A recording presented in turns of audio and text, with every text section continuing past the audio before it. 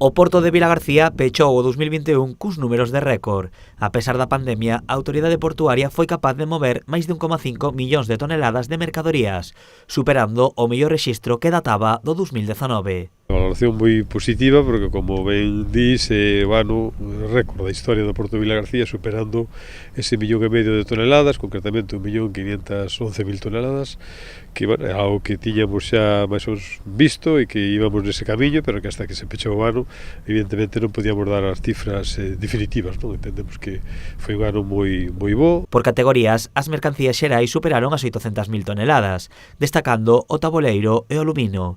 Os contedores superaron as 400.000, onde destaca o aceite que por primeira vez superou as 100.000 toneladas. Eu creo que é un dato significativo de que a economía empeza a mellorar dentro das dificultades deste ano COVID, non? Por un lado, tanto o que se fabrica en Galicia, por outro lado, o que se importa e se exporta, é dicir, prácticamente en mercancía general se importa e se exporta ao 50%, máis ou menos, é dicir, o tableiro todo vai para fora, o aluminio todo ven de fora, e despois, en canto ao tráfico de contenedores, empeza a mellorar con respecto ao ano 20. O 2021 tamén foi un ano positivo para o Porto polo regreso dos cruceiros a Vilagarcía. Está claro, as claves son, primeiro, ter eficacia no que é a xestión do porto, evidentemente, como decían, pues, todos os traballadores que están no día a día, pero sobre todo pues, os destinatarios e despois xa, como definitivo, pois os empresarios que son os que traballan co Porto de Vilagarcía, que están nesa zona, como digo, entre Pontevedra e Santiago, que teñen moita actividade e que por costos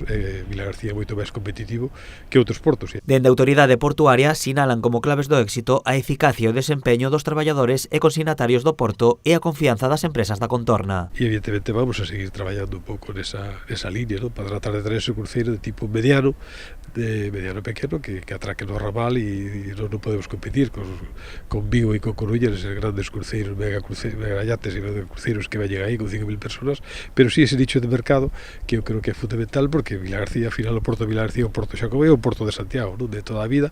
Con estes datos, a autoridade portuaria afronta o 2022 con ilusión e con novos proxectos, como a ampliación da rede dentro do Porto ou a integración Porto-Cidade que permitirá atracar os cruceiros na zona do ramal.